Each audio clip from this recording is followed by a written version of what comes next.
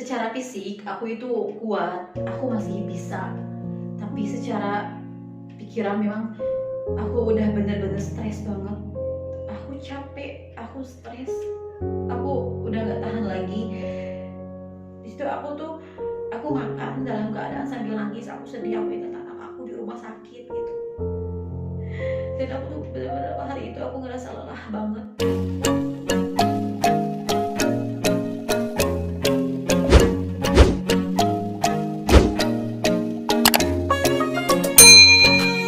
Halo, assalamualaikum, welcome back to my YouTube channel.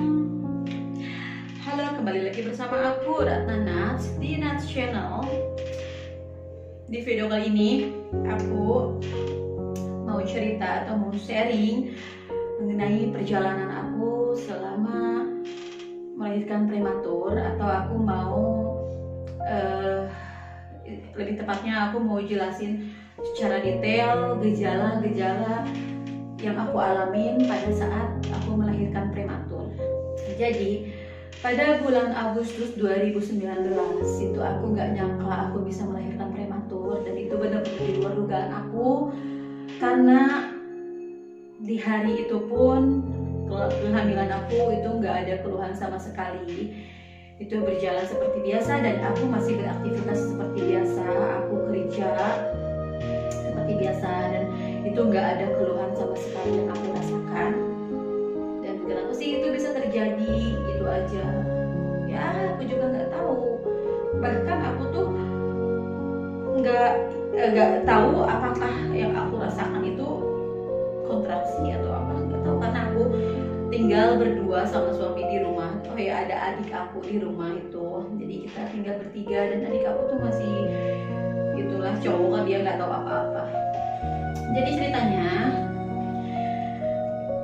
itu tuh masa-masa dimana aku bener-bener udah lelah banget kerja. Bukan soal lelah sih, mungkin secara fisik aku itu kuat, aku masih bisa.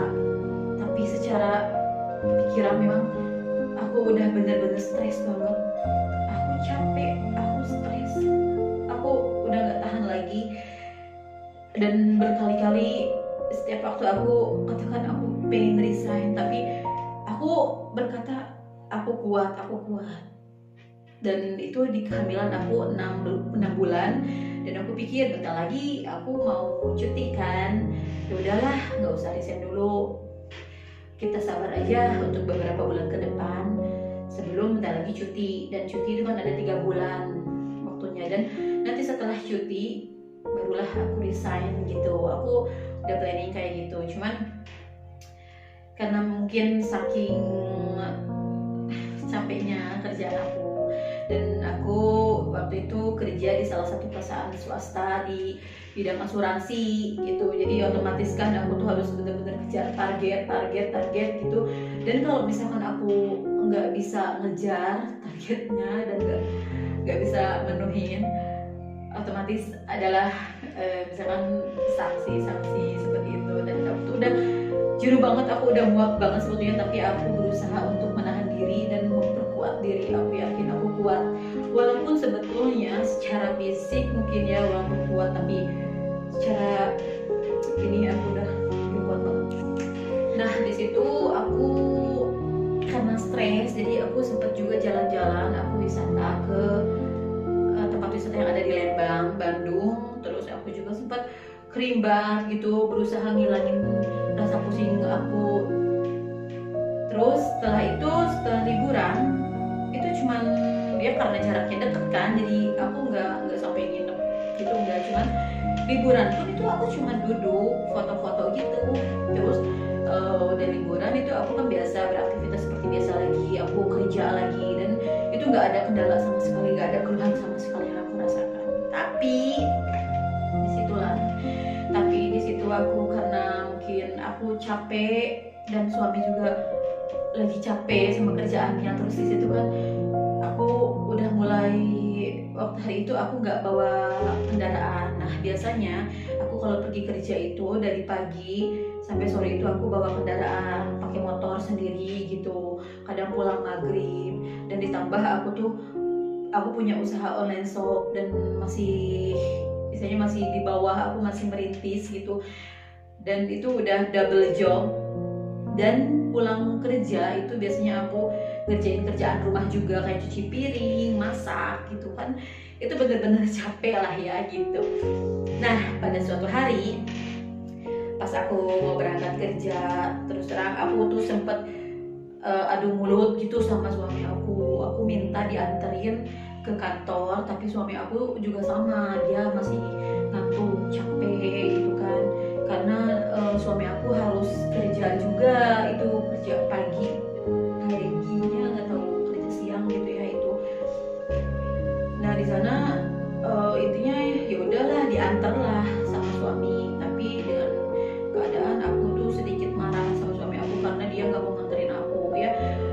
Bayangin aja lah aku dalam keadaan sedang hamil gitu, terus aku harus pergi ke kantor naik Gojek, dan tahu sendiri aku naik Gojek tuh walaupun udah bilang ke si bang Gojeknya buat pelan-pelan, tapi tetap yang namanya orang lain kan nggak bisa safety seperti suami sendiri gitu. Kalau kita bilang pelan-pelan, ya suami sendiri kan pasti bakalan ngejaga kandungan kita, bakalan pelan-pelan. Tapi kalau abang Gojek kan enggak, makanya aku di situ juga aku minta dianterin sama suami, dan akhirnya dianterin. Setelah di situ dalam keadaan aku kerja, dalam keadaan kita posisinya rada marahan gitu.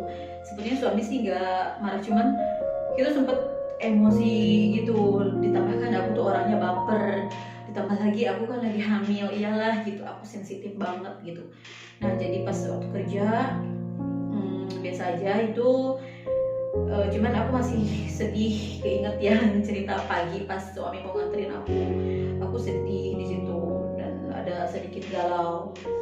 Oke lah, nah di situ pas beres kerja aku karena mulai capek, jadi aku pulang naik Gojek karena suami aku lagi kerja, jadi aku gak bisa minta jemput.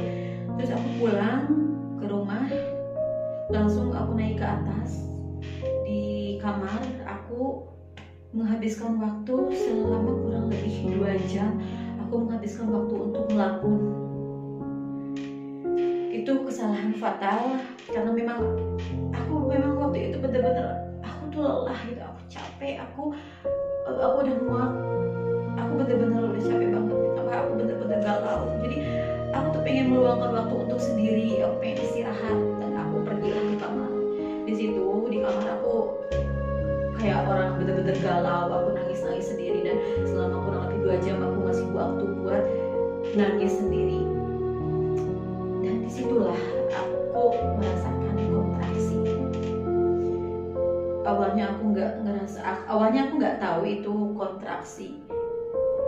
Jadi aku pikir karena aku kelamaan tiduran di kasur spring bed gitu kan, biasanya kan suka pegel-pegel juga ini. Cuman pas di situ aku mungkin ya udah, aku pikir itulah mungkin pegel-pegel. Nah setelah 2 jam mungkin aku nangis di sana, pinggul aku tuh bener-bener sakit banget. Kenapa sakit banget? Cuman aku yang nggak tahu apa-apa, dan aku juga nggak tinggal sama orang tua, jadi aku nggak nanyain sama orang tua aku, walaupun orang tua suami gitu. Yaudah di sana aku masih tahan karena aku nggak tahu itu kontraksi gitu. Dan setelah itu aku masih makan keripik yang pedas gitu, terus pas sholat maghrib itu kerasa banget sih perut tuh bener-bener kok kayak kenceng banget gitu ya, kayak sakit gitu. Kenapa sakitnya gak hilang-hilang? Dan suami pulang, akhirnya di situ aku cerita ke suami, kenapa ya perut aku kok sakit banget. Tapi walaupun itu paginya kita dalam keadaan masih kayak aku tuh agak marah ke suami, tapi pas pulang kita biasa aja lah gitu, seolah nggak terjadi apa-apa, nggak ada masalah gitu. Cuman aku cerita gitu, aku ngeluh, aku sakit pinggul aku, kenapa ya, mungkin memang itu bawaan karena udah hamil mulai gede kali ya, udah usia 6 bulan. Nah di situ aku karena saking sakitnya aku sempat WA bidan, karena bidan juga mungkin nggak tahu ya, karena nggak bisa lihat, nggak bisa ngerasain yang aku rasain. Jadi aku cuma nanya, dan bidan cuma ngasih tahu, oh mungkin itu memang pegel-pegel dan harus waktunya aku kayak olahraga prenatal yoga gitu. Oke lah, tapi aku mikirnya oh iya mungkin ya gitu. Jadi dan aku minta izin ke atasan aku buat besok gak masuk kerja soalnya bener-bener sakit banget. Tapi di malam itu aku nggak tahu kenapa, dan mungkin itu hal apa ya, bukan bodoh sih. Dan di malam itu aku dan suami itu hubungan,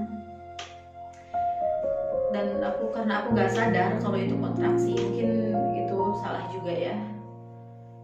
Sebetulnya kalau aku selama hamil itu nggak banyak hubungan, cuman hanya satu kali di pas usia 4 bulan aja, dan itu yang kedua kalinya aku hubungan sama suami pas pada usia 6 bulan. Dan mungkin waktunya nggak tepat, itu pas aku udah ngerasa kontraksi, udah ngerasain kontraksi yang hebat, tapi nggak tahu kenapa di situ kita hubungan dan bangun tidur di situ keluar kayak lendir sama darah gitu. Nah di sana aku masih biasa aja, masih belum sadar, dan pagi-paginya itu aku tuh masih beraktivitas nyapu halaman di sana dan masih jongkok-jongkokan gitu kan. Jadi seandainya kalau aku tahu itu kontraksi mungkin aku langsung periksa, tapi aku bener-bener nggak tahu. Di situ aku masih nyapu halaman dan aku udah berencana mau pergi ke dokter, tapi jadwalnya sore. Dan setelah itu aku masih pergi ke suatu tempat untuk belanja orderan, maksudnya untuk belanja stok buat jualan aku masih ikut sama suami. Dan selama di perjalanan itu aku bener-bener nahan sakit yang bener-bener luar biasa banget, aku sakit. Terus pas sorenya, pas maghrib aku ke dokter, akhirnya aku diperiksa, ternyata aku baru tuh di sana kalau aku itu kontraksi. Nah di situ aku kaget juga gitu. Seandainya tahu lebih awal mungkin aku bakalan lebih jaga aktivitas aku ya. Padahal memang aku nggak capek-capekan sih, cuman sebenarnya aku yang lain, dan aku juga mungkin kalau tahu itu kontraksi gak bakalan hubungan mungkin ya. Semuanya nggak tahu.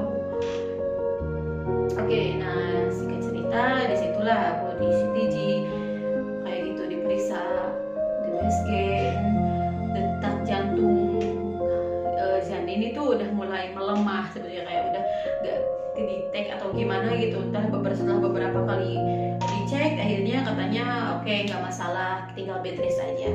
Pas pulang aku tuh bed rest di rumah, aku bener-bener tidur di rumah.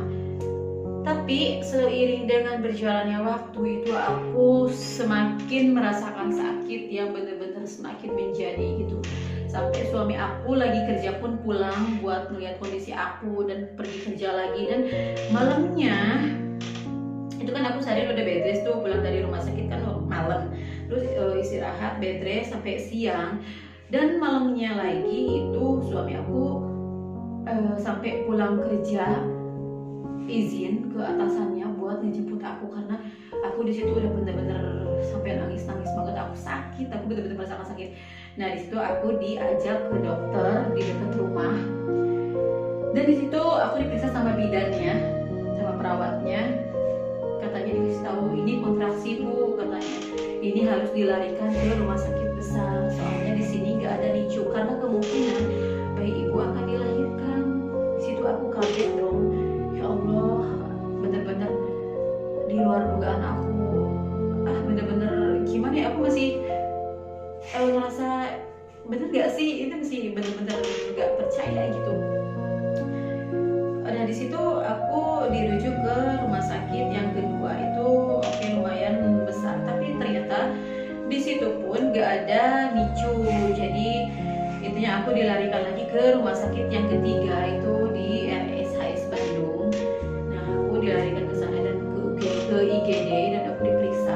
Ternyata belum ada pembukaan, tapi kontraksinya itu bener-bener kuat banget, itu bener-bener sakit. Aku sampai gak bisa nahan, sampai bener-bener nangis di sana. Tapi aku dikasih obat penghilang mules gitu ya sama dokternya, jadi aku konsumsi itu. Jadi lama-lama itu si mulesnya tuh hilang. Dan setelah sehari di IGD itu aku alihkan ke ruang perawatan. Di situ aku dirawat selama 3 hari. berangsur itu si mulusnya itu semakin hilang. Dan aku dapat kabar kalau aku boleh pulang. Tapi sebelum pulang itu aku harus dicek USG dulu. Dan kita cek USG dulu untuk memastikan kalau keadaan aku udah baik gitu. Terus keadaan dirinya juga udah baik-baik aja. Dan ternyata hasilnya setelah diperiksa bahwa itu jalan lahir buat si dedeknya itu udah terbuka. Jadi kemungkinan katanya nggak lama lagi bayinya akan lahir dalam waktu dekat gitu. Tapi aku harus menerima kenyataan dengan keputusan yang lumayan pahit. Oke, di sana aku dirawat 1 hari lagi, 1 malam lagi, soalnya setelah di USG aku ngeplek gitu dan mules lagi gitu. Pas di situ pas malamnya aku pokoknya bener-bener aku ngerasa aku udah sehat dan alhamdulillah aku pikir aku udah sembuh gitu ya. Jadi jauh dari kata melahirkan prematur itu. Dan pas mau tidur itu ini keluar air gitu dari mungkin dari jalan lahir mungkin ya. Wah, khawatir itu ketuban yang rembes, dan ternyata pas aku searching ternyata benar itu ketuban dan ketuban aku ternyata rembes. Nah, di situ barulah aku dirujuk lagi ke RSHS. Tapi aku nggak mules sama sekali. Di perjalanan pun aku masih biasa seperti orang normal ya, duduk, nggak sakit nggak apa, cuman ketuban terus ngalir gitu. Dan aku dilarikan ke IGD dan ternyata pas dicek di IGD aku udah bukaan 6. Di situ aku kaget banget, ya Allah, berarti aku bakalan benar-benar melahirkan. Dan di situ berkali-kali dan kesekian kalinya dokter bilang kalau kemungkinan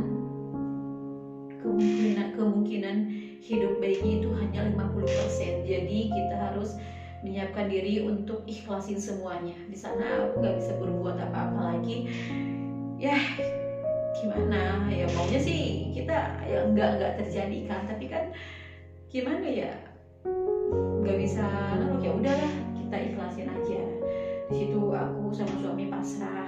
Akhirnya anak aku keluar kan, dan memang aku itu pas lahiran itu merah banget, itu kecil karena ukurannya masih 680 gram gitu. Dan dia nangis, sebetulnya dia ada suaranya tapi enggak nangis seperti bayi pada umumnya pada saat dilahirkan. Ini karena mungkin dia masih kecil, jadi nangis itu masih berapa detik ya, cuman ngeritih doang, ngeritih kayak gitu.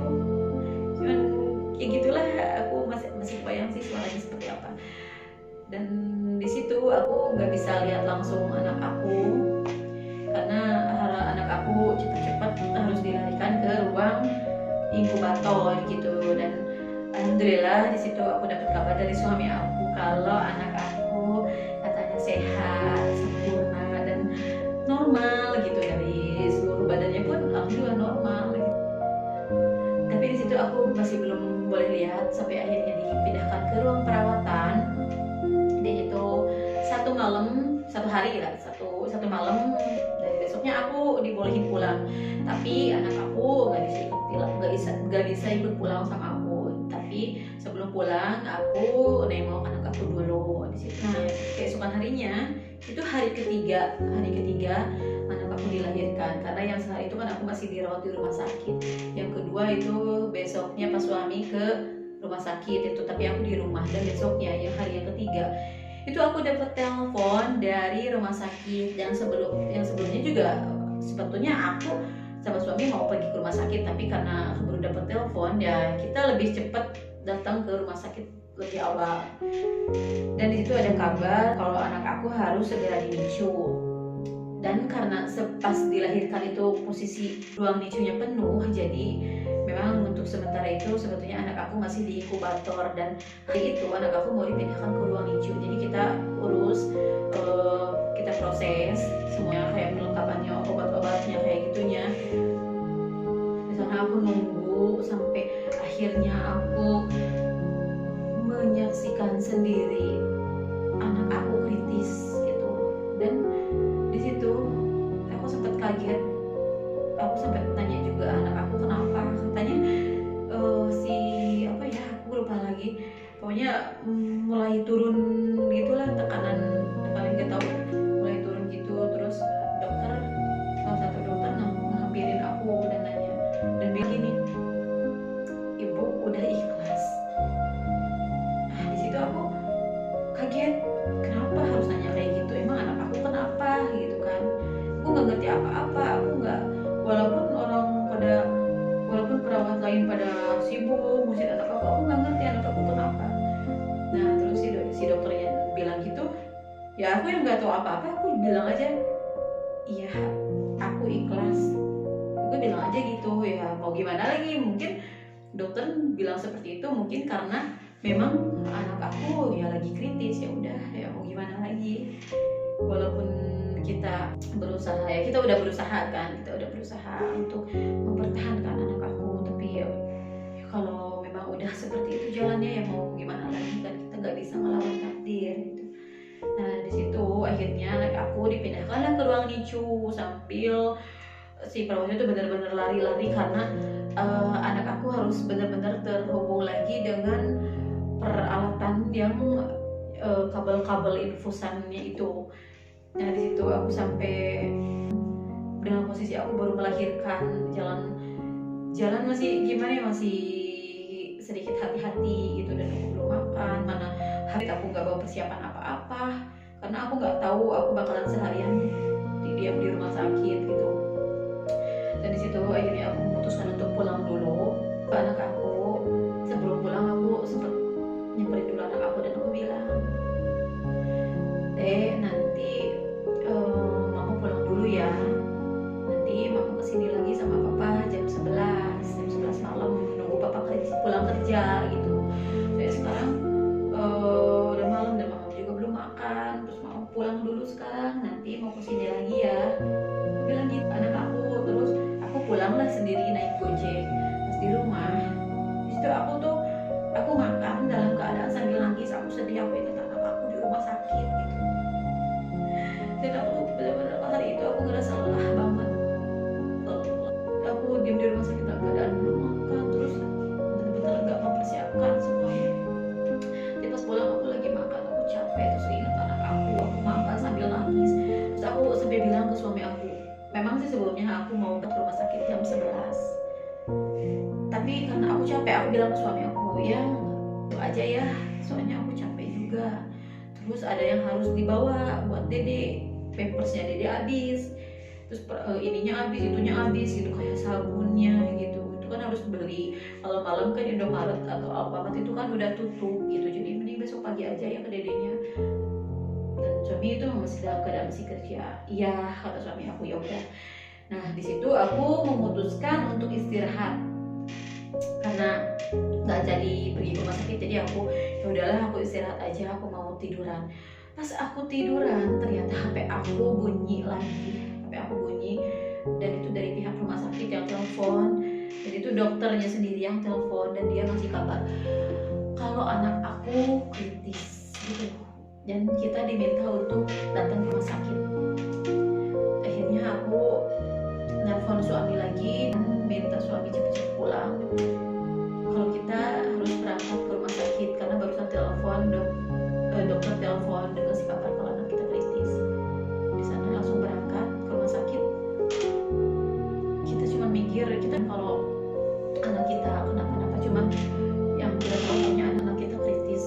Dan sesampai di rumah sakit, sampai di ruang NICU, ternyata dokter ngejelasin, ini katanya tadi udah berusaha sebisa mungkin, udah kasih obat atau udah gimana, tapi tetap katanya dedenya dalam keadaan seperti ini, dan sekarang dedenya udah nggak ada. Katanya di situ aku langsung nangis, aku langsung aku kaget lah.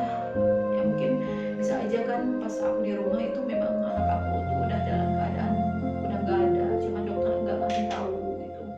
Dan itu tepat jam 11, dan jam 11 aku hampirin dede lagi, dan mungkin sesuai aku bilang ke dede juga, kalau aku mau ke rumah sakit buat nemuin dede jam 11. Ya tadinya nggak bakalan jadi gitu karena ada berita dokter, dan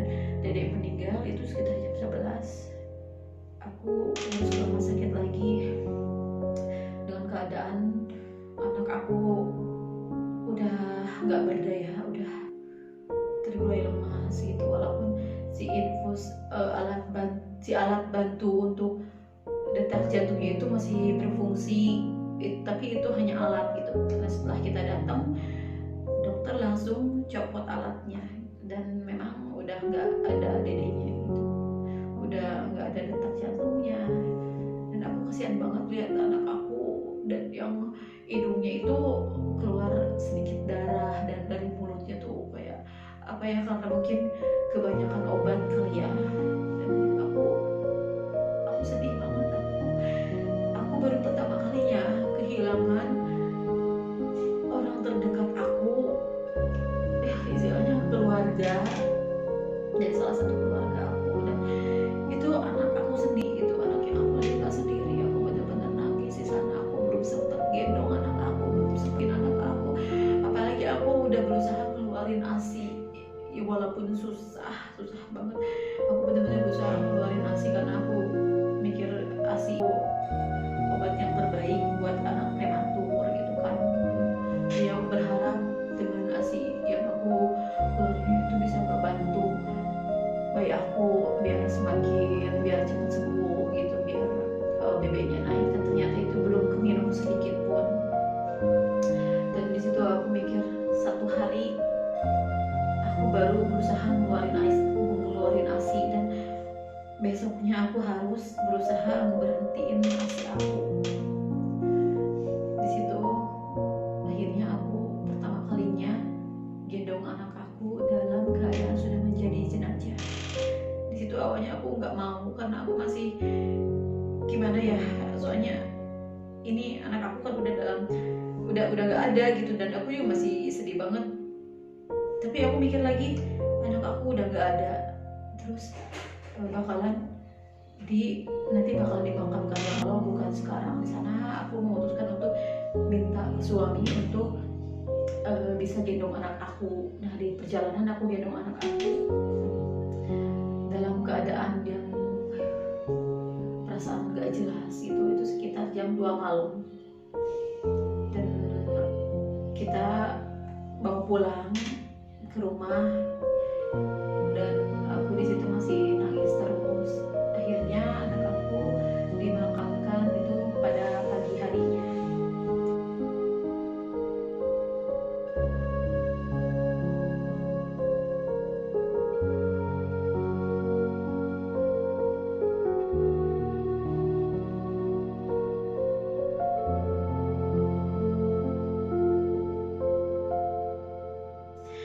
Ya, kurang lebihnya seperti itu cerita aku mengenai melahirkan prematur.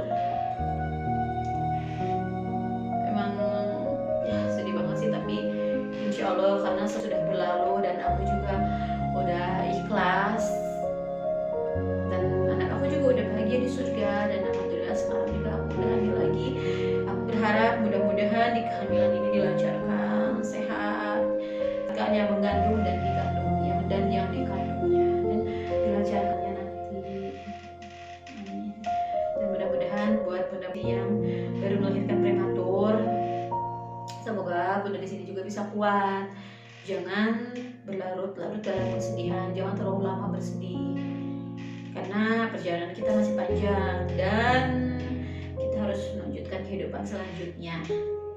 Dan bagi yang mau promil, mendingan kan harus fit tuh, jadi harus fit gitu, dan jangan banyak pikiran gitu. Jadi buat bunda yang masih sedih, bismillah, ikhlasin aja, oke? Soalnya ya gimana lagi, semua udah ada jalannya. Ini mungkin yang terbaik dari Allah, dan semoga dengan kejadian ini kita diberikan lebih baik lagi, dan semoga diganti ribuan keberkahan. Amin. Oke, mungkin itu aja sharing atau cerita selama aku melahirkan prematur gitu. Semoga ini jadi